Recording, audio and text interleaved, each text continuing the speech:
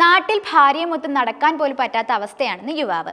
രാജസ്ഥാനിലെ ഉദയ്പൂരിൽ സന്ദർശിക്കാൻ എത്തിയപ്പോൾ തനിക്ക് നേരിട്ട ദുരനുഭവം യുവാവ് സോഷ്യൽ മീഡിയയിൽ പങ്കുവയ്ക്കുകയായിരുന്നു. തന്റെ റഷ്യക്കാരിയായ ഭാര്യയ്ക്ക് നേരെ ഒരു കൂട്ടം യുവാക്കൾ അശ്ലീല കമന്റുകൾ നടത്തിയ ദുരനുഭവമാണ് യുവാവ് പങ്കുവച്ചിരിക്കുന്നത്. വീഡിയോ യൂട്യൂബിൽ വൈറലായി മാറുകയും ചെയ്തു. യൂട്യൂബർ മിഥിലേക്ക് ബാക്ക് പാക്കറാണ് 6 ദിവസം മുമ്പ് വീഡിയോ പങ്കുവച്ചത്.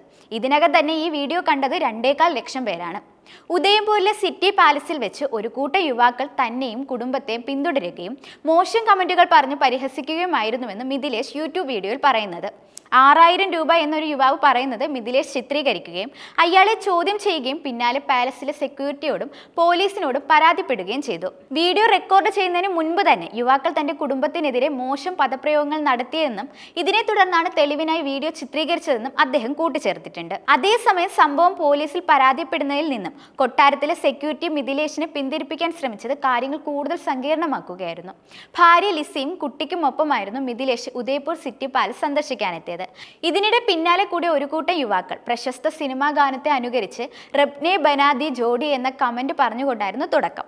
ആദ്യം അത് അവഗണിക്കുകയും എന്നാൽ മുന്നോട്ട് നീങ്ങുമ്പോൾ സംഘവും അവരെ പിന്തുടരുകയായിരുന്നു.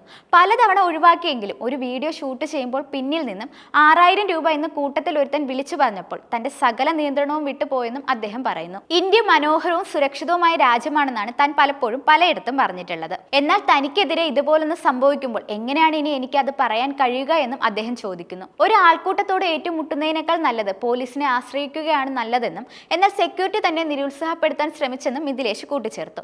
വീഡിയോ വൈറലായതിന് പിന്നാലെ നിരവധി പേർ ഇത്തരം ആൾക്കൂട്ടങ്ങളെ നിയന്ത്രിക്കണമെന്ന് ആവശ്യപ്പെട്ട് കമന്റുകൾ വന്നിരുന്നു.